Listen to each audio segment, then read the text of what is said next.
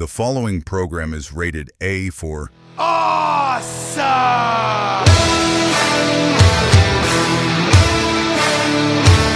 What's up, guys? Welcome back to Break the Hole with Rusty and Billy. I'm Rusty. I'm Billy. Good to be back. I think we first got to start off with just ripping the Band-Aid and saying it looks like Whoops. we got. We So, got okey doke by the internet. rule number one, don't believe everything you read on the internet. If you watched last week's show, we were talking about this tweet that The Rock put out about 2027 being the year that he's going to do a run in WWE, and we were both just kind of like, I mean, it looks legit. Like, I'm not on X, so I don't see anything, so I couldn't get on there to fact check and find, but the comments I was reading under the post that was shared, because the tweet was shared to Facebook, and I didn't see anything about people calling it out or nothing. So I was like, okay, maybe this is real. And so I was, as a fan and someone who wants to see some closure on some stories that The Rock's been involved in, I'm ecstatic. So, we talk about it on the show, and then Billy messaged me like a day or two after I posted the show, and he's like, yeah, I can't find anything about it on X. It was the next day. Matter of fact, when I got home that night, I looked at the Rock's X account, and I was like, I wasn't going to message you then in case you were in bed, but I was like, yeah, we got duped. Yeah. So screw you guys on the internet. Well, I had been on social as I am every day, and then I'm on X at B Horton WWE, by the way. I'm like, I would have seen this. Like, I would have seen it would have taken a hot second to see like a million reactions to this tweet if it in fact was The Rock that tweeted it. I saw nothing of it until he showed it to me on the show live here last week, and I was like, whoa, okay. So someone literally took The Rock's X account, photoshopped a tweet, and put it together, voila. And did a fantastic job, by the way. Yeah. It looked legit. We fell for it, and so anyway, sorry. It happens. It happens. Our bad. That individual's bad, but our bad. Yeah, we fell for it. So there's that. Man, this week marked 3 years of Bray Wyatt's passing. I can't believe that he passed to begin with, let alone that it's been 3 years ago already. With Bray, man, like, which I was a huge Bray Wyatt fan. Like, I mean, huge. The Fiend character to me was just, I don't know, man. Like, it reminded me a lot of like the old wrestling, just because of the outlandish characters, in the old days. But it was so modern and real. Like, it had like, you watch the old characters, you know what I'm saying? And they were characters. Right. The way he did the Bray Wyatt / Fiend, it was so real. Yeah. Like, and it was amazing. And it was amazing to know that it was his creation. Like, this was his, he came up with it. He designed it. He laid all that out there. Just a literal mastermind. Yeah. And it is the ultimate what if to me. Like, what if he hadn't have had the health issues and got released initially? Yeah. Because to me, I don't feel like that character and what could have happened ever scratched the surface. No, like it barely just went on the surface. I think had his health not declined before he got released, before he came back, when he got that release, when the Fiend seemed like it was kind of hot, like it was a big deal, other than the squash match to Goldberg, which was the dumbest thing I've ever seen.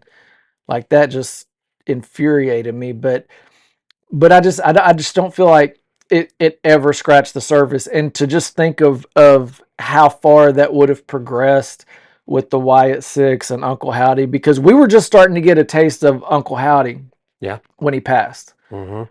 If you remember one of the last times we saw him was when it was the Royal Rumble. Royal Rumble. It was the Mountain Dew Pitch Black match against LA Knight. Yep. And Uncle Howdy, he looks up and Uncle Howdy drops the elbow from Yeah. whatever he was standing on up there. High atop something. Yeah. Yeah. And, you just were like, oh my God, like this thing's fixing to go crazy. Like hmm you started seeing like the characters popping up in the arenas, like Yeah. the real life character, and you're like, oh my God, like this is about to get crazy. Like this is going to be awesome. And he was redesigning the Fiend costume, Yes. which he was saying the Fiend was gone, but I think we all kind of knew that wasn't real. I think he was just trying. I think he wanted an element of surprise when the Fiend came back, Maybe. Yeah. because after everything, the guy that he did the went to do the costumes showed, hey, this is what we were actually working on, and Yeah. Jason Baker. which I didn't like it as much as the original one. It was, but either way, Yeah. Yeah. But it would have been freaking awesome, and it's just sad, man. Like I watch a lot of wrestling videos and clips and stuff, and so you see a lot of videos of him interacting with kids. Like I saw one day, and he was getting to an arena, and there was just a couple of kids sitting out there, and they were a little distance off, and they were yelling at him, and he kind of looked back and saw them, and I mean he walked all the way across the parking lot to just go shake their hands and get a picture with them. And man, like that's awesome, yeah. because so many times you see these guys just kind of look over, or sometimes not even look and acknowledge. They Yeah. just, and so it's just sad. It's just sad because number one, you know, a mom lost their son, a dad lost their Yeah. son, a Yeah. wife lost her husband, a kid lost her dad, you know, a brother lost a brother. It's sad in that aspect, obviously, but for the fans, man, that loved Bray Wyatt and loved what he was producing and putting out there, man, just to know that we never scratched the surface of what he had and what he was going to give. Yeah. The way you put it, it's the ultimate what if. Yeah. Yeah, man, there has been nothing like before or since The Fiend. Mm-mm. When he first came on the scene, the Firefly Funhouse, that whole persona, and then he would kind of change into The Fiend, like just kind of go back and forth between the two. Yeah. Like this man is this guy's a maniac. This Well, this this is a maniacal sociopath that there are so many layers to this yeah. man, like, and it is incredible. Well, like, so he would be doing the Yeah. Firefly Funhouse, hmm and he's all like, "Hey guys, blah blah blah," and then all of a sudden he'd be like, "Let me in," in this deep, just like, and it's like, oh my Yeah. God, a switch just flipped. Like, whoa, okay, like, and you think about like during COVID, like the WrestleMania with the match with John Cena, which Yeah. a real live match with John Cena and The Fiend would have been awesome. But you talk about making something out of nothing. hmm Like the Firefly Funhouse match, Yep. they really put on a show with that. If you haven't watched that, you need to YouTube that match, Yeah.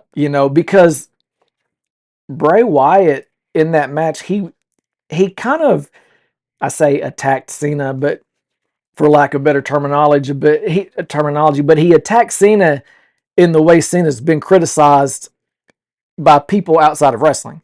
You know what I'm saying? Yeah. Like, and so when you go back and watch all the layers to that match, man, it was crazy, man. Like it was genius. It's a mind trip to watch Yeah, for sure. It's yeah, kind of like a fever dream to watch, but yeah, it still came off like pretty cool. I mean, yeah, there's nothing like that cinematic, but like at the same time, it's like, gosh, so up and down and back and forth, and like just the scenes, and just we go from like one version of him to another, and both him and mhm, Cena, and it's just kind of like a fever dream of a match that they just kind of put together, and yeah. you know, Well thought out. and Well at the thought end of out. the match, he makes Cena disappear, Hmm. and we couldn't see him. Yeah, So he eventually came back though, and it was kind of yeah. like, well, I guess he came back from where he went. He being Cena, but yeah, and I wish I was fortunate enough to meet Bray Wyatt. I met him, Luke Harper, Eric Rowan, Mm. the original So Wyatt jealous. family So jealous. at the WrestleMania 30 Access, and I have the white sheet mask signed by all three. Mm. I mean, I wish you'd got the chance to meet him. I mean, he was very genuinely nice and cool. All three of them were really, but um, I remember shaking Bray's hand and him looking at me, big old smile. I'm just like, I can't believe I'm meeting you guys, man. Like, holy moly, like you're wrestling John Cena in like 2 days, like Yeah. at WrestleMania. And I remember Tana was behind me and got a picture with him too. She was like, "Can I get a picture?" And well, sure, sweetheart. And, it's the way Yeah. his kind of had a Louisiana accent, Yeah. but yeah, I mean, I'll forever cherish that. I mean, and I've been there for every iteration of him since. Um, yeah, the Fiend stuff when that hit, holy moly! I mean, I've got the Firefly Funhouse puppet set at home. I've got the Fiend mask. I've got the Fiend's Universal Championship. I've got what else Bray stuff have I got? I mean, I've got more stuff. Shirts upon shirts. I mean, all figures, of course, but and we still have figures to come. They're making a box set now. It's going to come out in a few months. It's got like a Firefly Funhouse Bray Wyatt, and it's got what would have been the new version of the Fiend in figure form. And I forget the third figure. It's a 3-figure box set, but that's going to come out soon. That'll be awesome. The new version of the Fiend is playable in 2K. So I mean, they're continuing his legacy. They just put out an Ultimate figure recently. I think you got it. I think somewhere. Yeah, I've got it up there. It's Okay, you can't see it on the camera, but it's up it's here. the Wyatt family Bray. Yeah. Yep. I mean, I knew. I watched when literally in FCW, he 1 week he was Husky Harris, the next week he was Bray Wyatt, Yeah. singing "Time Is on My Side," and I'm like, he's trying to be Waylon Mercy, but like he wasn't trying to be Waylon Mercy. He may have borrowed from it a little bit, but like it just kind of. And then he had Luke Harper that right there by his side pretty much the whole time, and FCW became NXT, and then they were there, and I was just like, it's a matter of time before this hits Raw or SmackDown, and it was. I mean, the Wyatt family, when it was introduced on mainstream, man, it took off. Yeah. I mean, it did because that character was so polarizing. Because he was like, I don't even know how to describe him. Like he looked like he came straight out of the swamp. He had that accent, carrying the lantern, and just the way he delivered his lines, man. Like there was no you didn't feel like there was a man playing a character. You felt like that was just who he is, which ultimately makes the best characters. Yeah. You look at the most successful ones like The Rock and some of these other guys, you know what I'm saying? Like they became who they were. Roman now, like as the tribal chief, like when the character reflects more of just who you are, when you're more natural, it's an extension of them. Yeah, like it's you get so much more buy-in from the audience, and that's what you felt like with Bray Wyatt. Like he was just kind of being him, you know what I'm saying? Just smooth talking, like just his promos. No one. I mean, like The Rock did great promos, hilarious. Bray Wyatt's promos were never funny. No. They were very serious and untouchable. And dark and brooding and like there just is there's been nobody like him. There's not going to be anyone like him. That he was one of a kind. He was a man all his own, and we lost just the gift of a very intelligent, creative, talented human being when we lost him 3 years ago. Sadly, man. So man, Bray Wyatt will always be remembered. I will always have my Bray Wyatt Fiend section. Like it just, I'm a Fiend and Wyatt fan for life, man. So as are many. Yep, we miss you, Bray. We do. Absolutely. I'll mention real quick. Also, that same week we also lost Terry Funk. So it's been 3 years since we lost Terry Funk. Oh, we're up here just we're having a good old time over here. Dory Jr. just joined me. He's right over there. There's Dad over there. We got the ring set up. We got a double cross ranch right over there. I see Dusty over there off over there riding his horse. And hey, Dusty. Hey, your mother's. I'm not gonna say that. I'll end it with that. Yeah, but yeah. Oh man, Terry Funk, man. Yep. All right, Ever man. watch Roadhouse? Okay, Let's we'll go let's home. let's roll into SmackDown, man, because there was some interesting things happen. Mm-hmm. So we've got we've been getting these video packages with Shinsuke calling out the MFTs, Mm-hmm. and now we've got a partner for him. Yes. I'll let you talk about him because I didn't know who he was. Okay, I figured. So, formerly known as Hiromu Takahashi, now his name is Kiyoki, which kind of sounds like gnocchi, which is like a potato food that you eat, but no, Kiyoki. Um, kind of. They describe him as a loose cannon. Yeah. I mean, I haven't seen a ton of his work. I've seen him before though. He should do just fine, especially alongside Shinsuke. So looking forward to see how they come off as a team, how they go after the MFTs. Which, by the way, MFTs, I'm kind of okay with the name now, Yeah, considering I was that about to. Haku, the mother fudging Tonkins. Tongans, yeah. Okay, I we'll do that. I was going to bring that up because we did criticize, like, why are they still being called the MFTs? Why? And then Haku dropped And Haku was like, the bleep, and I was like, yeah, oh, like, okay. that's why they're the Okay. MFTs. Okay, all right, yeah. Not that you need my permission, but You you're might argue with Haku. Yeah, No, you're good. I'll keep my nose and my eyes and my head. Thank you very much. They're the mother effing Tongans. Like, okay, all Got right, it. Okay, cool. do you, bro? Do you? Cool. So, Yes. so yeah. Which the Shinsuke and Tama Tonga stuff has been going on for months. Like we've been seeing them two backstage have their moments. Mhm. Where Shinsuke's trying to like talk to him, and obviously their history. Yep. And Tama's not really having it, and so, and then with how the whole MFT thing went, you went a different direction. Now you've got Tama and Tala Tonga together, which I mean I like it. I like Mhm. it, and I like it with Haku there. Like Yeah, man. Haku really brought it together. So obviously it made sense for Shinsuke to have somebody come in. So to me, this looks like it's going to be interesting. I think we're going to get some good wrestling out of it. Mhm. I think for the wrestling fan, there's going to be people that aren't Shinsuke fans and don't really care for the Tongans, and that's fine. You may not really enjoy the rivalry. If you like good wrestling, I think you'll like it. Yeah. We don't see near enough of Shinsuke like we did in the past. I don't know why, but I mean, Shinsuke Nakamura has dude's dripping with charisma. I mean, the guy's a rock star. It's just they've For some reason, his character just never resonated really with the fans.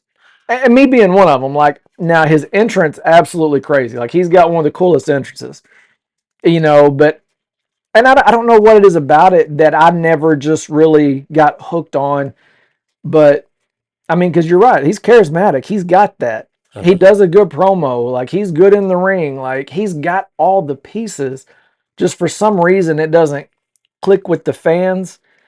And they tried the big heel run, and that just seemed dead. Like they were getting no reaction. That's why. Here's where I think Shinsuke fell off. So at WrestleMania 34, Shinsuke wins that Royal Rumble that year, 2018, right?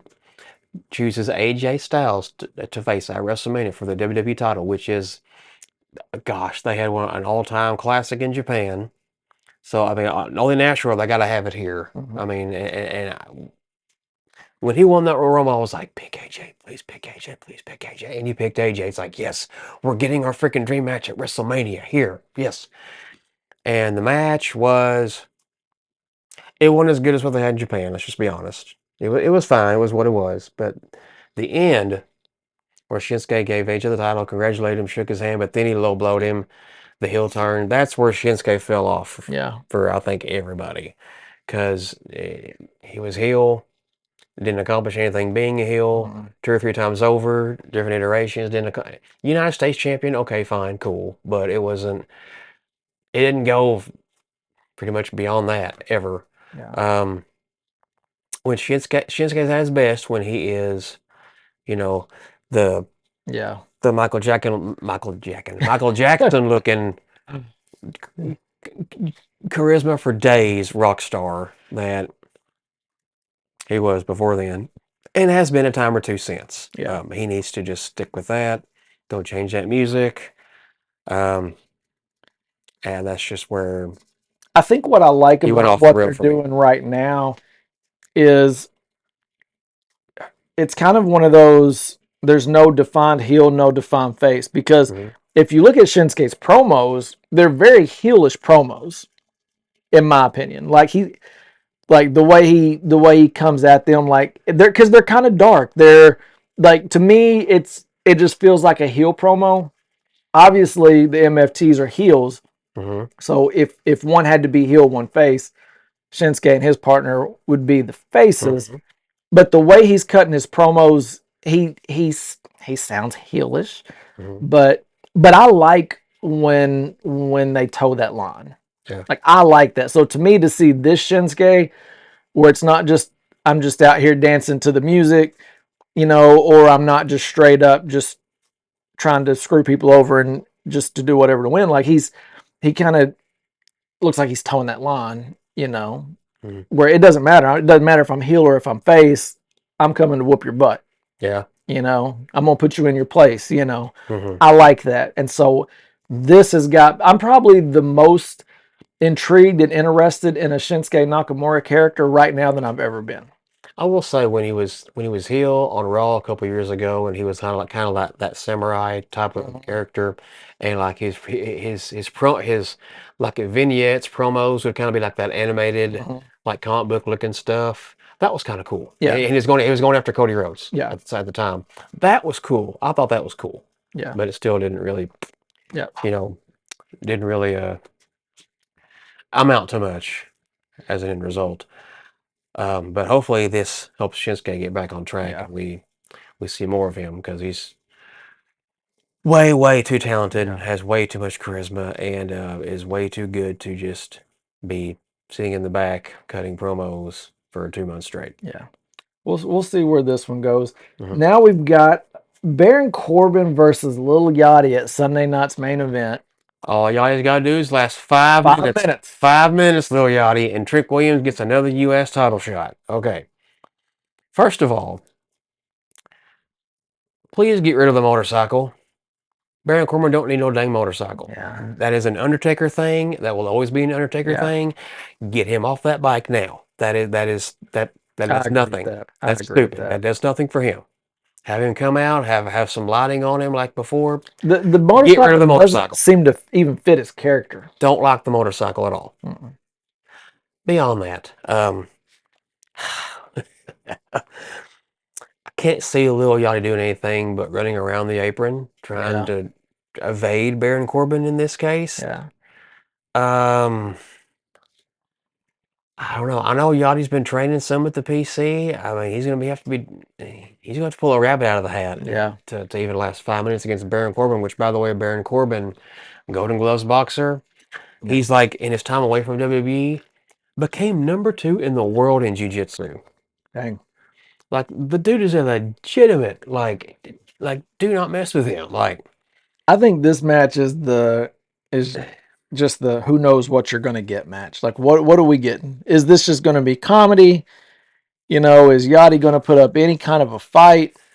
There's gonna be a lot of stalling. I'm sure Trick's gonna be out there running interference, trying to stall and delay. I don't know, man. I don't know, but we're getting it at Sunday Night Main Event, and so we'll see. My prediction is that he makes it 5 minutes, probably 5 minutes and 1 second. Gonna be the longest 5 minutes of his life. What I think will happen is Baron Corbin will lay him out and pin him, and the count will start at like 4:58. You watch. You watch. Probably. You're probably right. That is what's going to happen. Or 4:57, and right. he'll hit the 3 right at the 5 minute mark. 1, 2, ding, ding, ding, ding, ding. Yep. I'm telling you. Mark it down. Yeah. Right here, episode 31. I'm telling you, Rusty is saying the 5 minutes will run out. You ought to be down for 100 count. At the 2.5 count. Man. I'm telling you right now, mark it. It's going to happen. Now, the most exciting stuff on SmackDown, this Cody Rhodes Randy Orton feud, it's good. Uh-huh. Let's just be honest. It's good. We knew it was going to be good. These two, obviously, really good friends. Like, we know the animosity between them is all story, but they are doing it so well.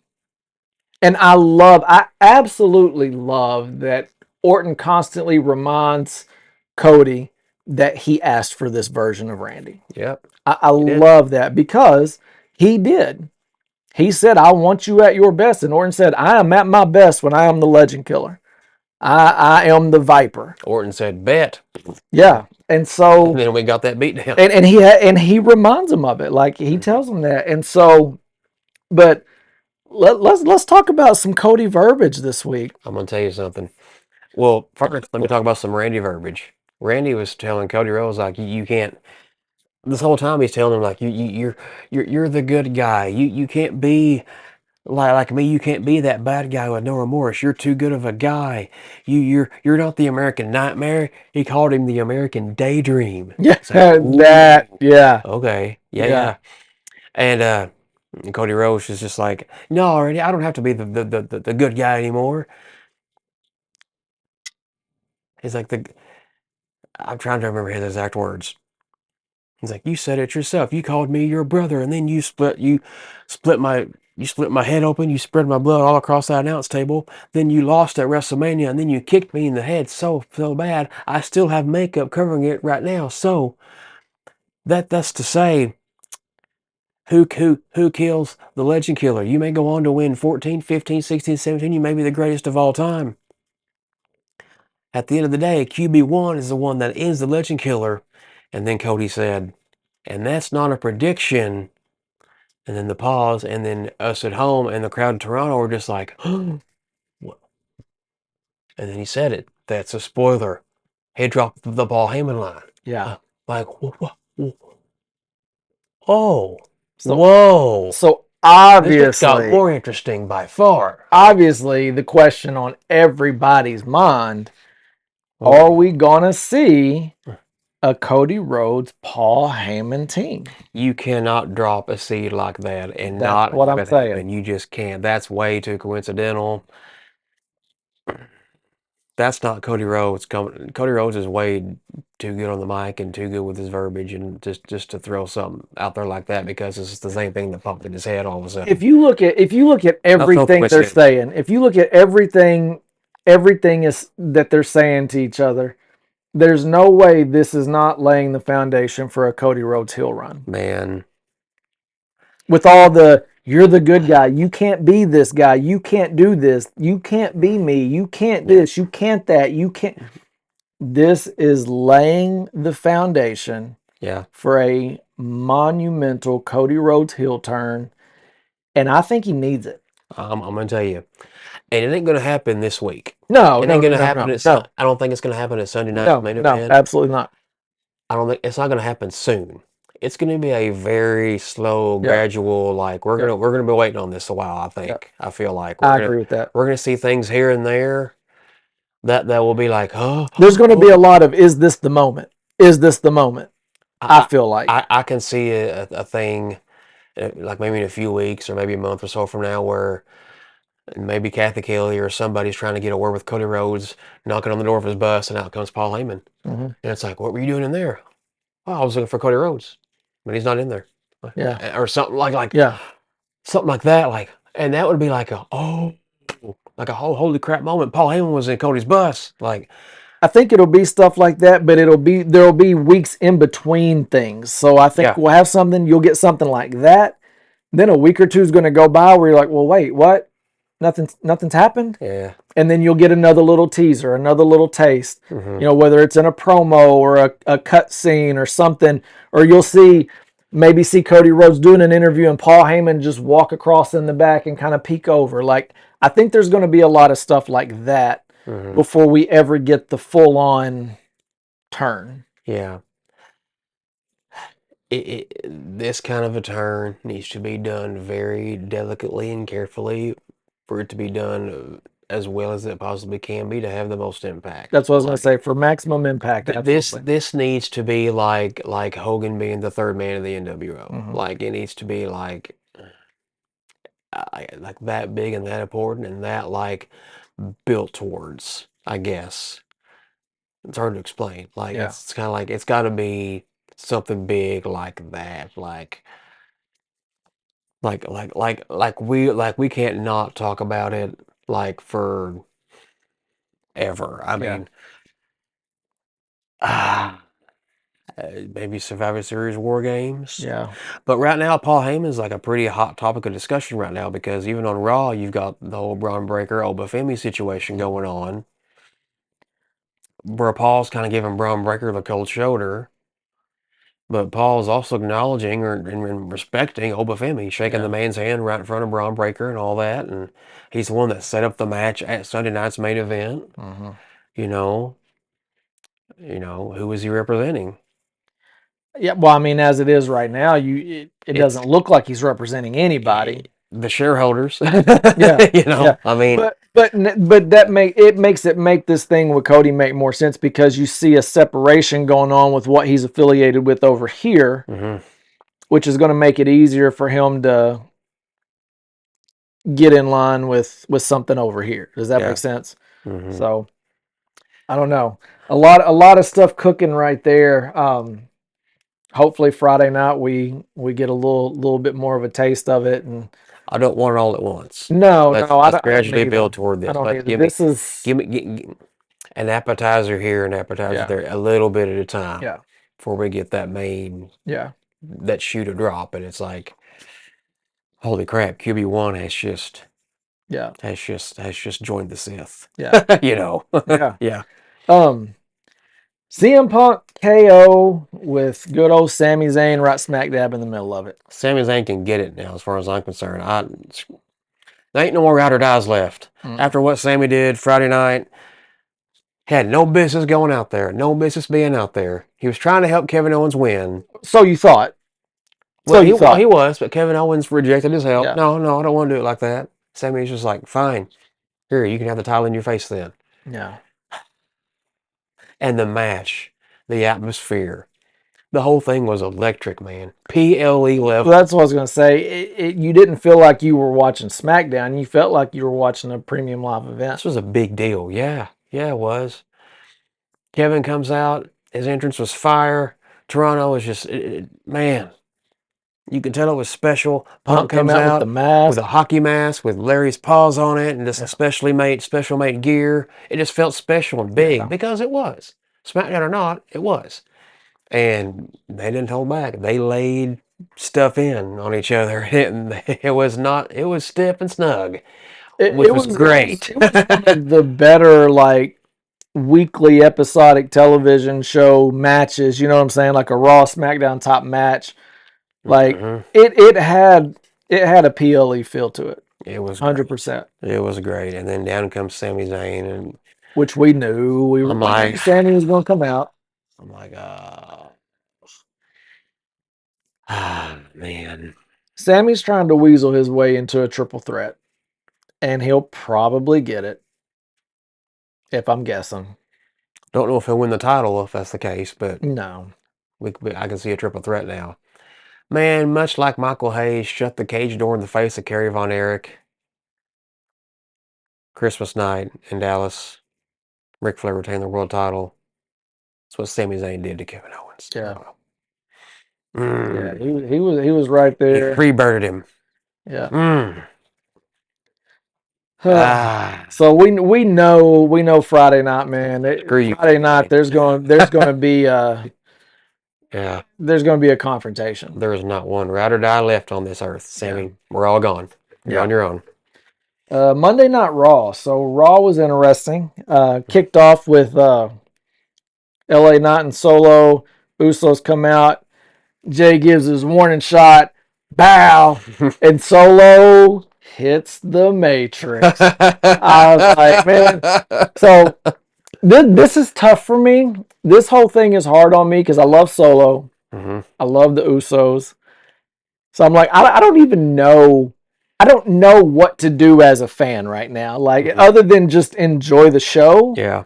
Because my allegiance feels more towards the Usos, but I've been a huge fan of Solo as well. You know, since he stepped on the scene, and I'm just like, and you know, I talk a lot about character progression.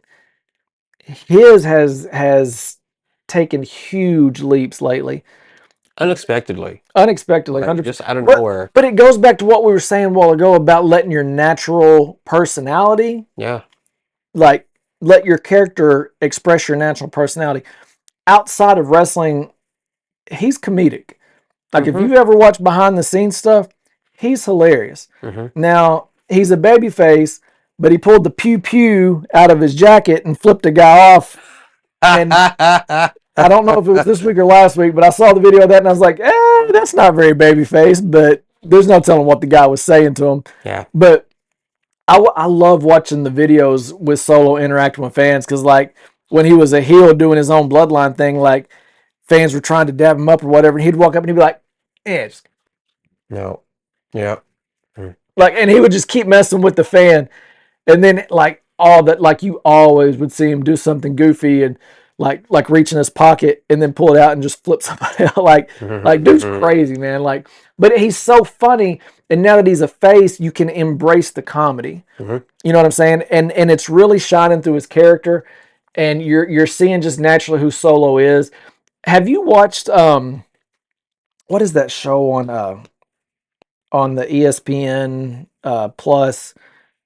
Is it Stephanie's Places or something like that? It was on Hulu, Stephanie's Places. Yeah, it was. It's on Yeah. the ESPN app as well. Oh yeah, but yeah, I've seen it. Did you watch the one with the bloodline? Yes.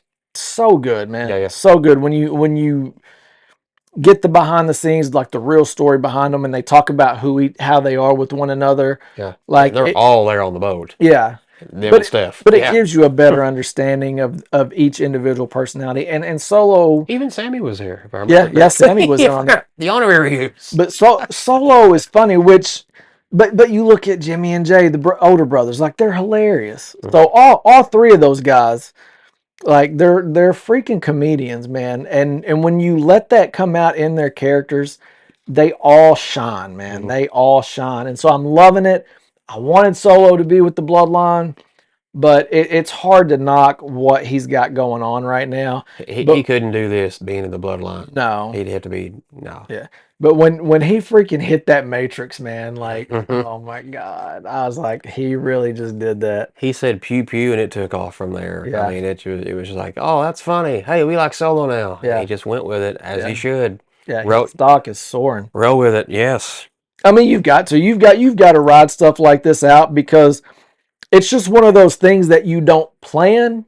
They just and you, if I'm guessing, the pew pew probably wasn't something that they scripted. He probably just did that on a whim. This sure wasn't a shot, Jay. Pew pew. Yeah. And yeah, creative is like, and it was great. oh my God, we got to ride this. Like the fans love this. Yeah. You know, so you've got to ride it out. But we're going to get more into Solo and stuff here in a minute when we get to the end of Raw. We touched on the Braun Breaker, Obafemi, Paul Heyman thing.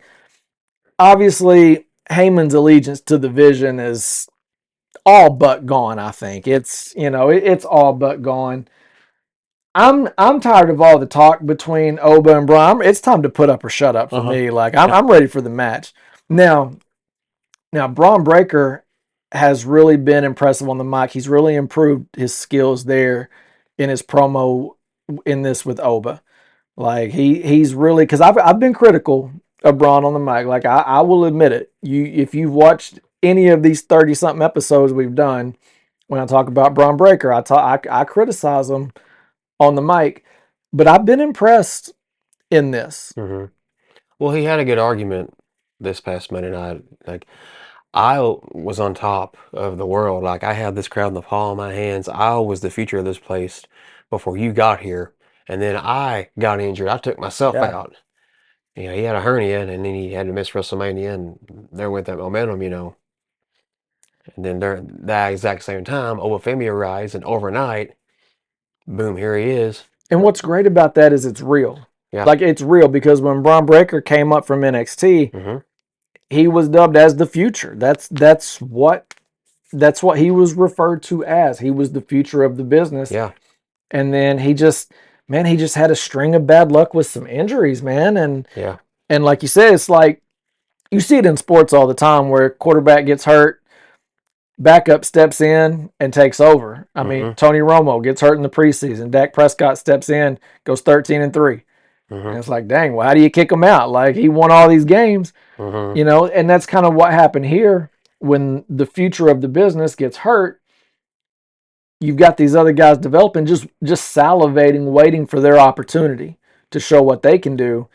And Obafemi, man, I mean, he just immediately won over the crowd. It's the Yeah. strut.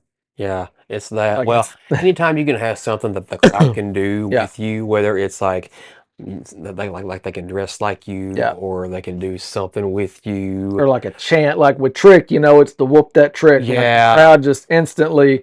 With Jay, it's the yeet. Any kind of interactivity like that, Yeah. that gets over like right away. I Yeah. mean, that's fun. We like that.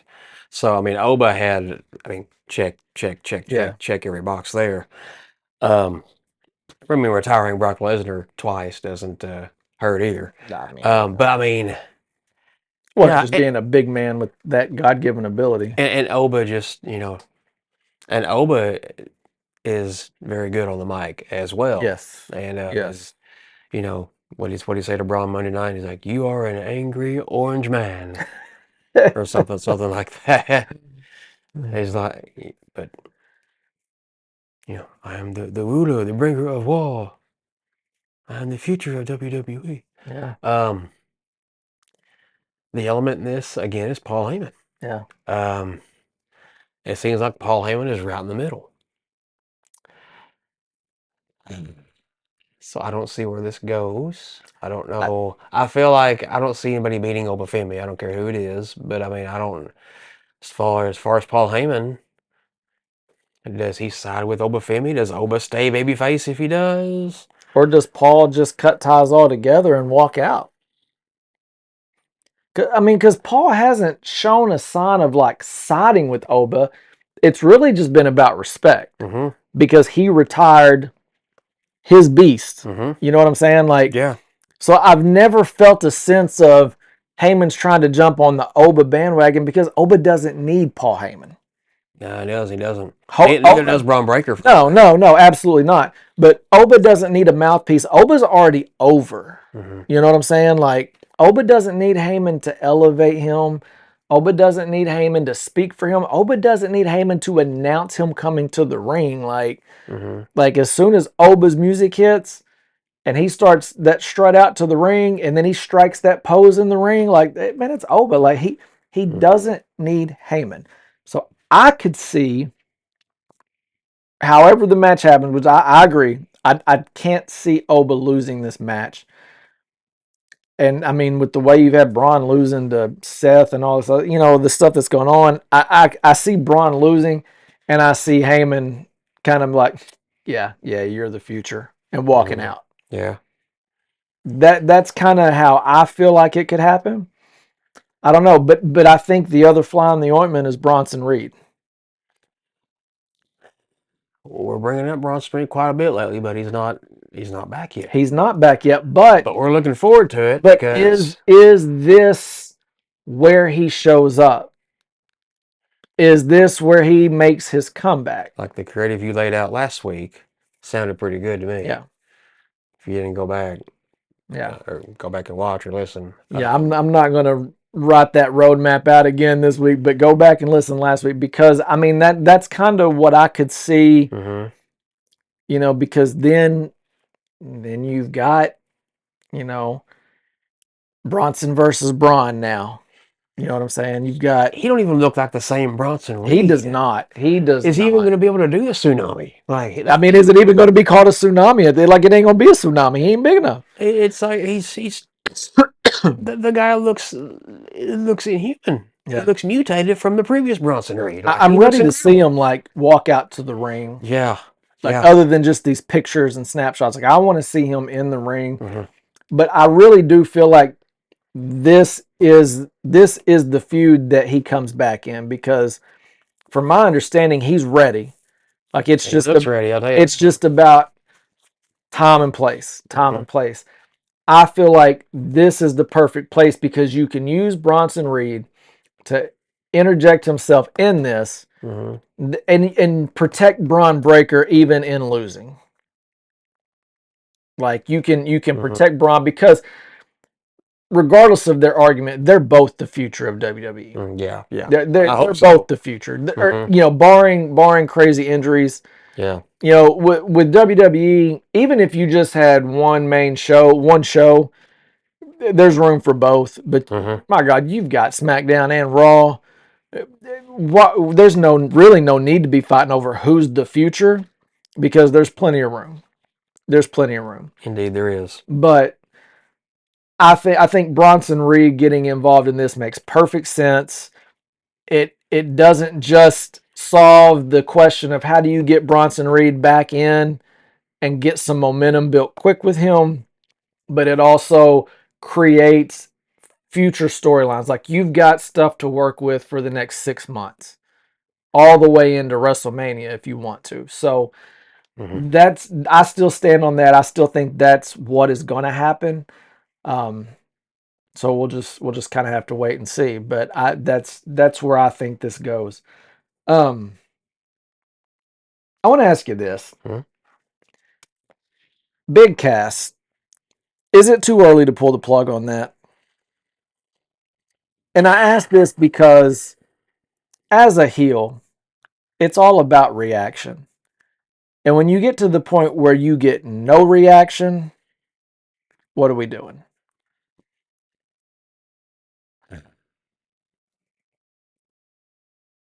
And what does a guy like Big Cass have to do to get over with the fans, to be hated? Like to be hated by the fans? Because right now there's nothing. Like he comes out and the fans are just like, we still look at him and we think of him and Enzo. That's what I think anyway. Yeah. So it's like, and when they split them up, what year was this? Was it 17 when they did that?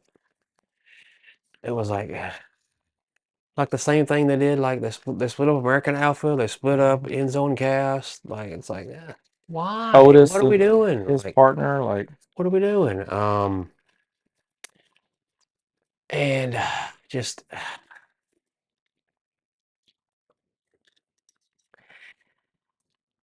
I don't remember if he beat Javon in the match or not. he did. He did, which gets me on a whole nother tangent of what are we doing with Javon Evans? Like, what are we doing? I do remember Javon putting up a good fight. He did. Yeah. Javon looked good in the match, but it's just like I'm not a fan of the word buried because I think fans use it too loosely. Yeah, that's way overdone. Loss does not equal buried. That's not the case. Yes. But with the way they've done Javon over the past couple months, it's that word is creeping to the tip of my tongue. Like, it's just like, man, are you ever going to let the guy win something? Like, it feels like every time I turn the TV on, Javon is losing. And I don't get it. I don't understand it. Like, the kid is amazing. The fans love him. Like, my nephew, he is all about Javon Evans. He's super young. He's got a long way to go. So with that, he does. The word buried now is like, dude. he does have a long way to go, but you can really do long-term damage by holding him back too much too early. True. You know, like if you never let the fans just grab hold of him and let him take off, the fans aren't going to believe in him anymore. It's true. A la Kofi Kingston. Like that's how I feel, because I feel like WWE held Kofi back. I felt like when Kofi really had some momentum, WWE was like, let's come back just a little bit. And honestly, I feel like maybe even a little bit LA Knight. Now LA Knight's starting to pick up some more, but that's the package that they're putting them in, you know, with the bloodline and all that I think is helping that. But when you don't pull the trigger on somebody and you're constantly just kind of pulling them back, eventually the fans give up hope that their superstar is gonna, you know what I'm saying? Like Yeah. they lose that buy-in. Mm-hmm. And my fear is that that's what they're going to end up doing with Javon Evans, and he's way too talented. Mm-hmm. You know, I don't want to look back in 5 years and be like, "Dang man, what happened to Javon Evans?" Yeah, yeah. And I'm sure if we go back in history and look, there's plenty of superstars that we can draw that comparison and be like, "Yeah, man, I thought they were going to be it." Oops, sorry. Didn't mean to bump into your stuff there. Ah, you're good. I'm having a hard time, like, believing or thinking that Javon Evans is buried, though, right now. I'm just having a hard No, time with that. I I don't think that. I see your point, 100%. I do just see fear that we're creeping close to that line. Mm-hmm. Well, Javon has to overcome Big Cass. Yeah. That's the first thing that it should be on his plate right now, and then go from there. Yeah, Big Cass, like I said, can't help but look at him, no matter what he's doing, and think of him and Enzo, and that's what we want. That's what I want anyway, because that worked. That got over big time. They were great together, and then they ruined it by splitting them up. Yeah. Simple as that. Kofi Kingston, though, you brought him up. I feel like more often than not, like 80 to 90% of the time that he was in WWE, was a champion at one form or another. Intercontinental, U.S. tag team. He shined more in the tag team. Like I feel like the New Day resurrected him. Now my all-time favorite Kofi clip was when he was in the ring and he's talking. All three of them. All three of them. Yeah. 100%. Yeah. But and I'm just throwing this out there because we mentioned Kofi. But when he's in the ring with Triple H and DX and Kofi's talking and Triple H is like, "Wait a minute, aren't you supposed to be Jamaican?" That was a Survivor Series tape that year. Kofi was on it. It was Team Raw. Aren't you supposed to be Jamaican? What happened to your Jamaican accent? Yeah. And Kofi's like, But anyway, I don't know, man. I just don't want, like I said, in a few years to look back and be like, man, I really thought Javon was gonna blow up. Because when you think about things like setting records in the WWE, you know, like most titles, most Intercontinental reigns, most WWE Championship reigns, whatever it is, like when you've got a guy that's 21 years old with all the talent in the world, all the charisma in the world, already like in with the fans, you know, particularly your young audience who you are depending on for the next umpteen years to be, you know, to grow your audience so that when these kids grow up, their kids are watching wrestling because, you know what I'm saying? And they're like, "Oh yeah, man, I've been watching Javon since I was 10 years old," you know? Like this is an opportunity because you don't see a lot of 21-year-old superstars that are ready to go like Javon Evans is. Yeah. It's an opportunity to really hit your wagon to him, man, and do record-breaking things with him over the course of his career if he stays healthy. Because to me, he's the type of guy that I feel like he's not going to lose the crowd.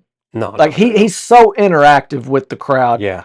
He's not going to lose their support unless he just does something stupid outside of the ring, you know, that upsets people, you know, personally. Like, yeah, I don't think he'll do that. No, I don't either. Like, I mean, I've listened to like radio interviews and stuff with him, and like, man, he's a smart kid. He's pretty mature. He's very mature for his age. He's just happy to be there, man. Like, he respects the business. Yeah. And for me, I'm like, man, get this guy involved in something meaningful, because the stuff that he's been in to me, it hasn't been meaningful stuff. Yeah. So Randy Orton was the youngest world champion in WWE history. He was 24, I believe, when he won his first world title. I know Javon Evans' goal is to beat Randy Orton's record and be the youngest world champion in WWE history and beat Randy Orton's record in that regard. He's still got a few years to do that. Yeah. So hopefully, hopefully he'll get on track and he'll be able to do that. Um, I saw a video on X today of, I believe they were like either 14 or 16 years old, but him and Jackson Drake from NXT, they grew up together. They were having a match on an indie show as teenagers, and it looked like that was like the other day. like, like this, wow. Yeah. Man, like, yeah, Well, that's all I 'cause ever wanted to do, clearly. Because they're young. It was the other day. They're wearing t-shirts and But- shorts. Like, yeah. I mean, they're in like junior high or high school, like, and they're having this match, and they're like not even my size. Yeah. And having this match at an indie show, like, I was like, dang, that's pretty cool. Like, Yeah. good for them, good for them. And Jackson Drake, I mean, was the first WWE Evolve champion in NXT now, and he's going to face Miles Bourne for the North American title at Heatwave. So we'll see if Jackson Drake wins gold on Sunday. So, but him and Javon grew up together, so it'd be pretty cool. Yeah. When and if Jackson Drake ever gets pulled up to the main roster, him and Javon have some interaction, whether Yeah. together or against each other. It's That'll the be making- pretty full circle. It's the making of a cool storyline Yeah. out there. Yeah. We predicted the finals of this tournament. Yes. So Penta, Ray Phoenix. How can you not be excited for that match? Like, that's going to be great. That's got Mac You know. Peter candidate written all over it. Yeah. I feel like at least before like this past week, kind of a foregone conclusion, and I think I even said it when they first announced the tournament here. Like even before they even released a bracket, I was like, "Well, Penta's going to win that." Oh yeah, we said that But as soon as they announced it. But Ray Phoenix, like he's had matches on Raw, SmackDown, NXT last night, AAA, of course. He has been going and going and going and going and has not disappointed in the least. And every match has been like freaking amazing. And- on Raw, him and Dragon Lee, holy crap, what a match! And This would be a great time for WWE to be like, "I gotcha." that's what I'm saying. Yeah, don't sleep on Ray Phoenix. Yeah. Like a lot of people thought Ray Phoenix would kind of come in and be and kind of overtake his brother. Like as far as like in-ring abilities, popularity, like he would take off. Well, we'll see. We'll see. We'll see. We'll see. I mean, Th- they're both here. This match is going to say a lot. It's going to tell us a lot.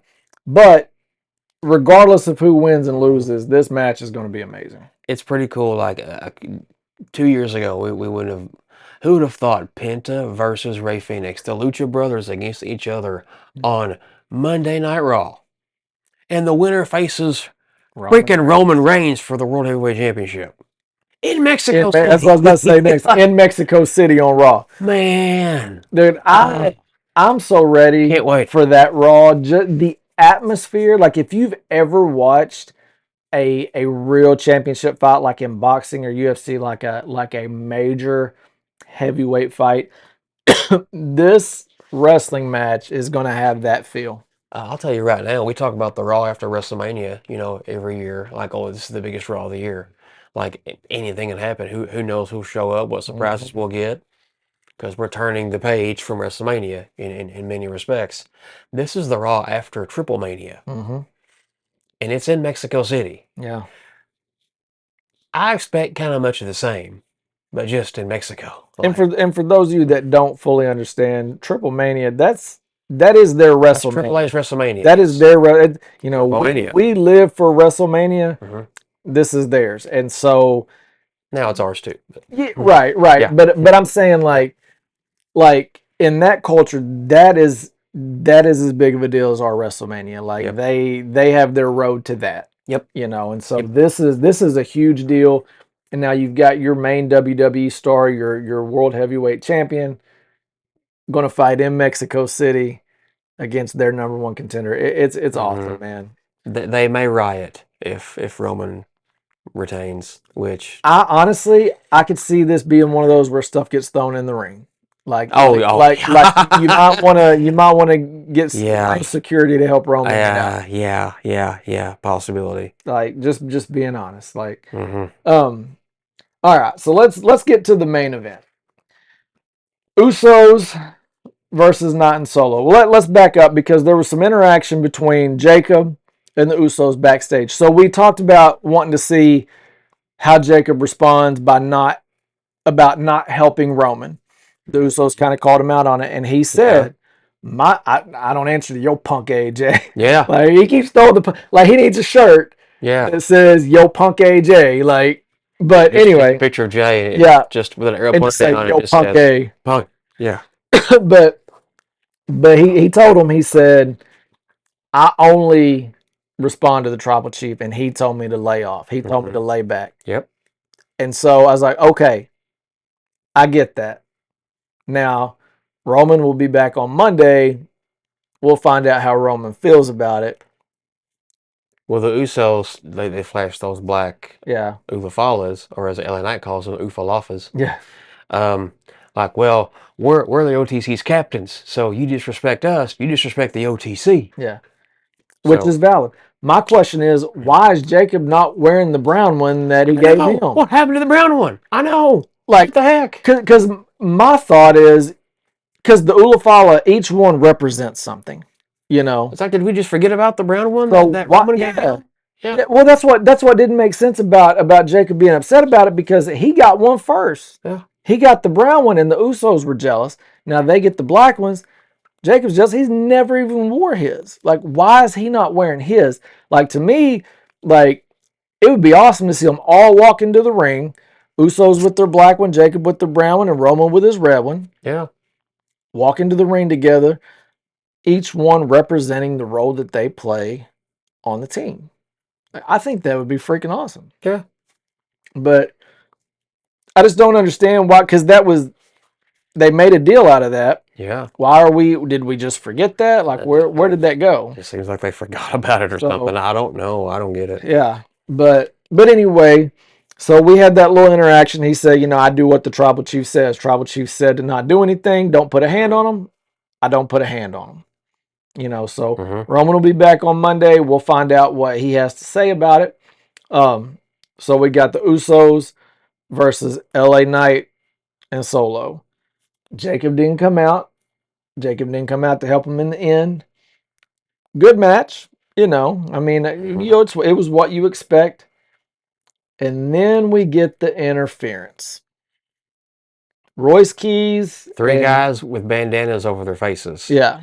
And it's revealed to be Royce Keys and OTM out the mud. Lucian Price and Bronco Nima, which Bronco Nima just got excommunicated from Perils Del Mal on AAA Saturday night. So it's kind of like, okay, they got something else going on with Bronco Nima for some reason for them to do that all of a sudden. There it was. So I've got mixed feelings about this. I think the heel character for Royce Keys is going to be better. Let me start with that. I don't feel like he was getting over as he was. It just kind of goes back to the crowd reaction. Like, you weren't really getting a reaction at all. It's something I listen for and watch for when I watch guys come out. I'm gauging, like, how's the crowd responding, and you just never saw a lot of response to Royce Keys when his music would hit and when he would come out. So I felt like there was getting to be a little bit with his stuff with Jacob. Like, you were starting to get some reactions, but I don't know. I think this role may suit him. Now, I don't know about the other two guys because I don't know them. Yeah, I can't keep up with all of them, man. I just can't. Now, I'm not. Let me say, I'm not against this. This is something that I'm going to let cook. Like, I'm not going to pass judgment on this. I'm going to let this cook. Because I think over time this could be really good. I do.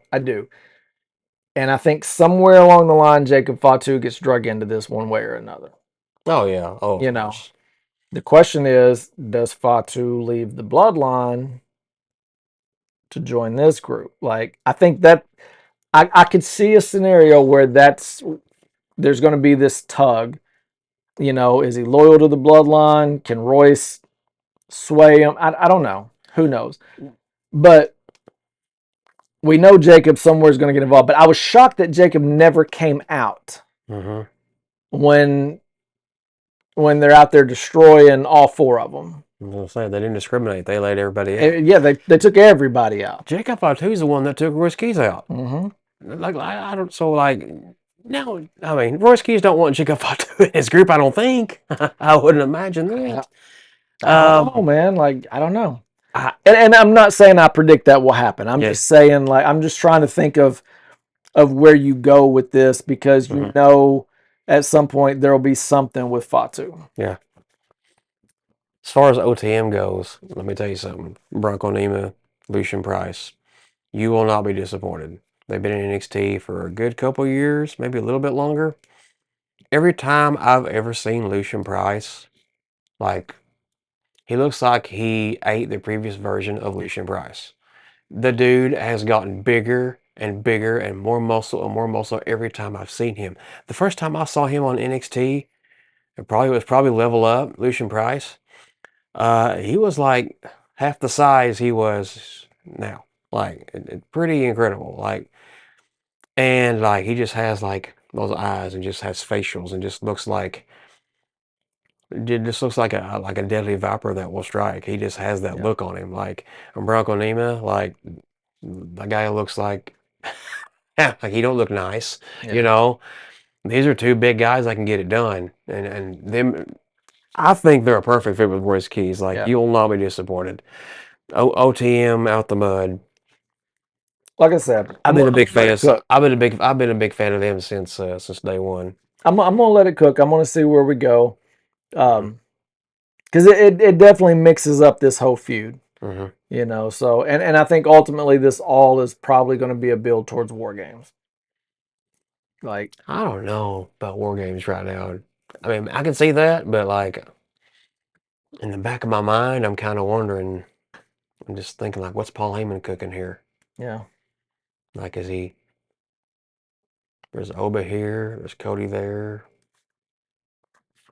Who knows? yeah. I don't even want to go that far yet. I don't want And then to. we've got this whole other Fatu that's bringing the stir. Speaking of NXT, yes. This is, and I'm not saying this would happen. This will happen, but I might lose it because I think Zilla wins in his Yeah. first match. I think he wins the title. He has to, I think now. Yeah. But hear me out.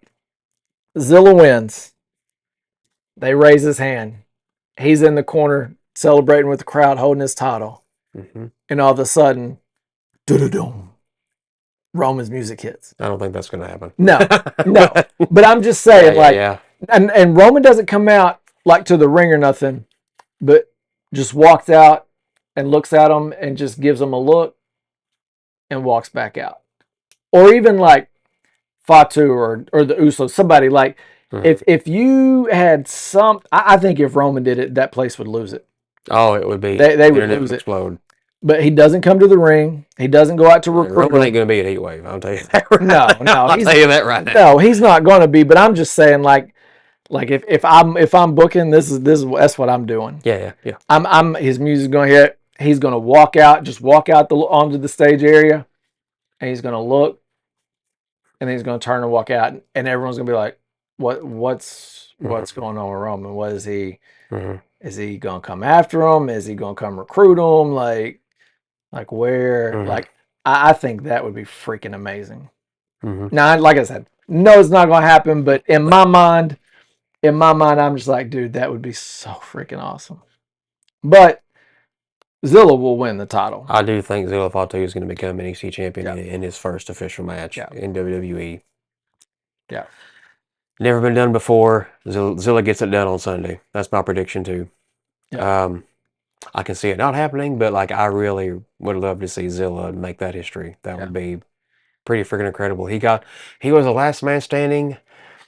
They had the Heatwave Summit last night where just all the champions and their challengers came out and just bickered at each other. And then the fight broke out. Zilla Fatu just came out and took everybody out and stood tall at the end of the show. Yeah. So it's hard for me not to think that Zilla won't win on Sunday. I can't foresee a circumstance or situation where he doesn't. Not with all the hype and everything that's come with him. hmm Like you have to grab that moment if you're WWE creative and take. You don't get this often. You No. don't get somebody off of Indies that has the name already that Zilla Fatu had, that you plug in, already has a huge following and fan base, hasn't been in any major promotion, but already has this massive following and fan base that you can just plug in and it just to the moon just like that. Like you have to embrace this and ride that ride, in my opinion. Yes. So Yes, you do. WWE, don't fumble this guy, man. Don't fumble this guy. I don't think I don't think they will. I don't think they will. Yeah. I don't think they will. I think Zilla wins, and I hope they get him at least interacting in some way on the main roster sooner than later. Like maybe not a full blown call up. Like I don't think you need. I've said it for weeks. I don't think you have to do that. I think you let him carry that NXT title on SmackDown, on Raw, whatever, wherever the bloodline is. Get him involved. Like, get them involved in recruiting them, whatever you got to do, but get him involved in the mainline story too. Because I'm telling you right now, there are people I have watched some of these bloggers and YouTubers and excuse me, other podcasters that have said, I don't watch NXT, but I'm watching now. Like I'm watching Zilla Fatu. Like there's a ton of them. And I get it. I mean, it's just yeah. Now some of these guys watching already. Like, I mean, there's so much programming. It's hard to keep up with. I know all it. of it. I know it. I know it. But I mean, I get it because I don't watch a lot of NXT either. But you're getting the attention of some people that don't watch your product. Go get the rest of them, man. Bring them up with that belt. That NXT Championship. That you're going to get the crossover there, man. You're going to grow NXT. You're going to get exposure there. So now people watching for Zilla, just waiting on him to come out. They're going to see your other guys you got developing. To me, it's a win-win around the house. But I don't know. We'll see what happens. But that's Sunday night, right? Heatwave? Sunday? So Sunday there are two events. AAA Ola de Calor is first on Sunday. And then that's on YouTube. And then after that is NXT Heatwave on the CW. Yes. That's right. Awesome. Is that now? You said CW. What are they on? TV. So CW is on. Are they on any of the streaming platforms though? If you have like a Hulu Live TV or like YouTube TV, like last I checked, like if you have like a local CW network, like Little Rock, of course we have one. But it won't be on like the ESPN app, or will it? I'd double check that. I don't know. I would double check that. I'm not sure about that. I'll have to look. Because NXT is on the ESPN Unlimited app, so maybe it is too. Maybe it is. Yeah. But if not, CW for sure. Because NXT is on both. It's on the CW and the ESPN Unlimited app. So maybe it will be. I'll have to look. I'll have to look and see because I definitely want to watch it. Oh no. If for no other reason, I want to watch that match. So, one other thing I didn't write down and take notes, but we got a little vignette again of a new superstar coming to Raw. I think we all know who that is. Lola Vice. Like Biddy is coming to Raw. Sometimes I just want to tell WWE, like, just go ahead and say who it is. We all know.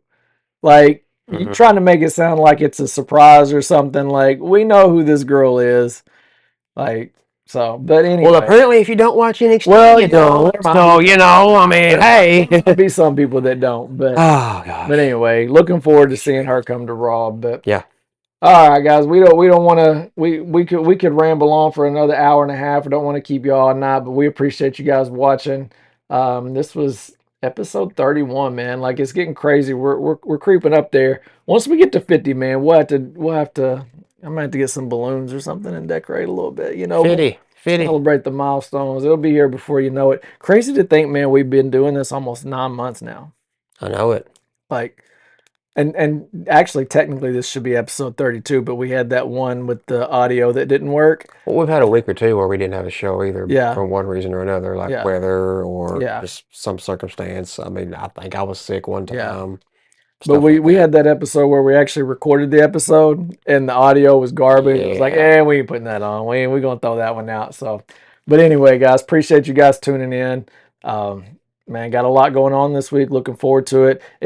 It's been a little weird since there's not like a big PLE coming right up, but This weekend is Heat Wave and Yeah. Holiday Color. Next weekend after that is Sunday night's main event, I believe. And then the next weekend after that is Triple Mania Yeah. and that Raw in Mexico City. Yeah. So it's a pretty big next 3 weeks. yeah, got a lot coming up. So looking Weekends. forward to that. We're gonna have a lot to talk about. Appreciate you guys tuning in for Break the Hold. I'm Rusty. Billy, We'll catch y'all next week. yeet. Yeet. 4 letters, one word. Stop. That's not